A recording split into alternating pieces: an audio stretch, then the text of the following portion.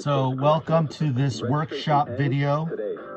Today we're looking at a 1957 Motorola model 5T27V-1. It is in excellent condition.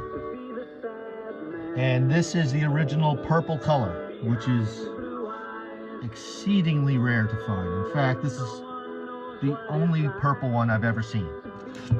And until I saw it, I didn't even know it existed. So today what I'm going to show you is what it looks like inside. I'm going to disassemble it, and we're going to go through what makes this radio unique, original, and very sought after. So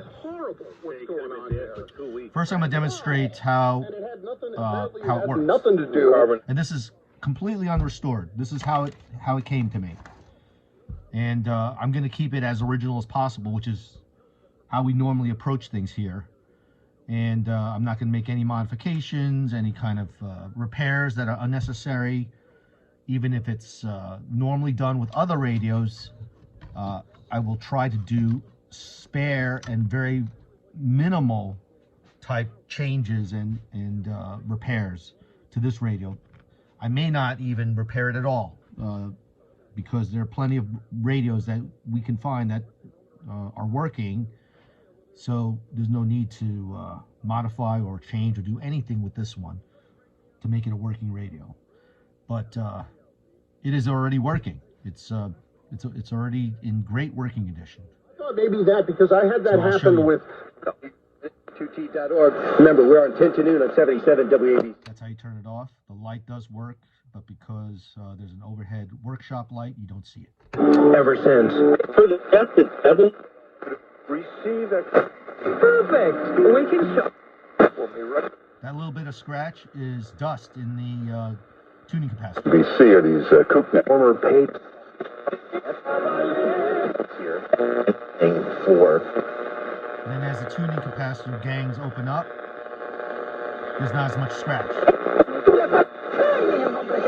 typically around here, you'll hear tuning capacitor scratching sounds if it's dusty and dirty. But this one sounds pretty good. Then around here you get a little bit of rubbing, a little bit of dust noise, which can easily be cleaned. And guess what's happening? Right, so I'm going to turn this off. And they have fun.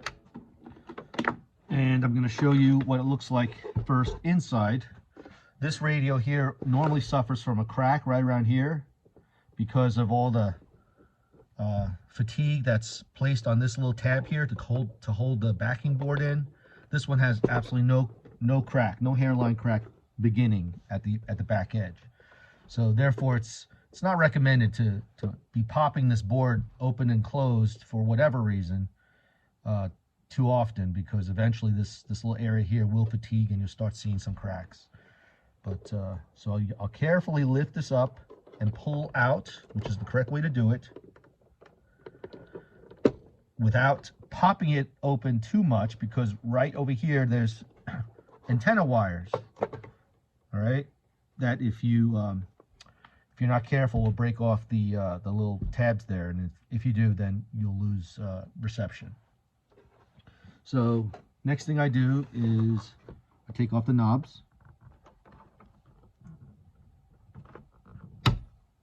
and they're kind of stuck on there, which is a good sign that they haven't been removed in a long time. Now this thing over here is the light. I'll remove that last. So here's a little 1/4 inch screw, which you remove. That takes this little clamp off, so the circuit board will slide out. But there's a screw here. I think there's one over there too in the back. Okay, so those I remove. And I remove this little thing here that holds the power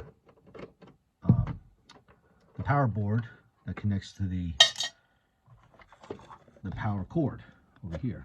This goes into there. This thing has the surge protector, which is a bumblebee capacitor. Typically, it's recommended to remove that.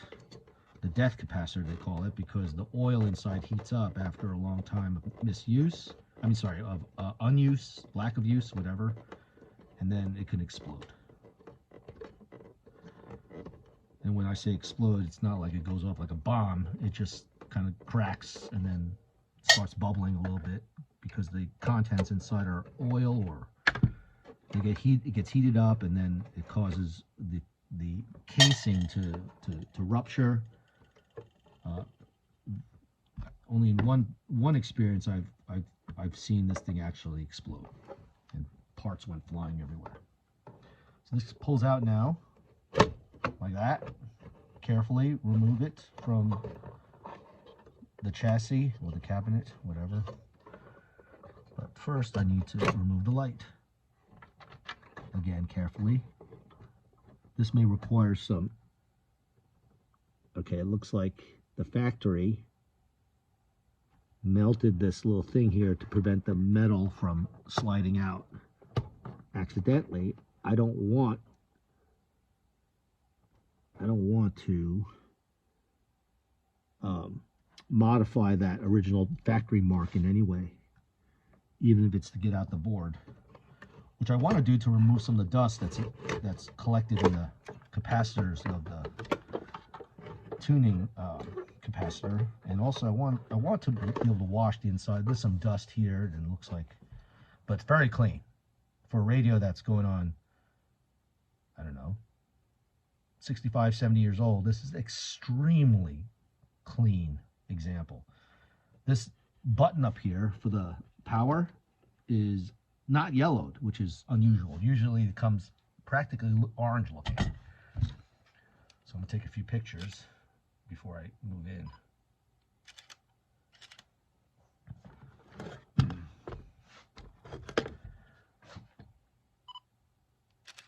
And typically what I like to do is put a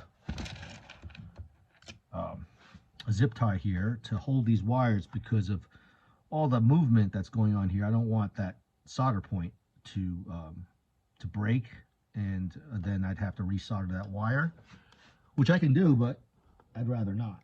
So I'm going to try to fish this zip tie into these little holes here, and this way I can tie down the antenna wires and reduce the amount of wire fatigue.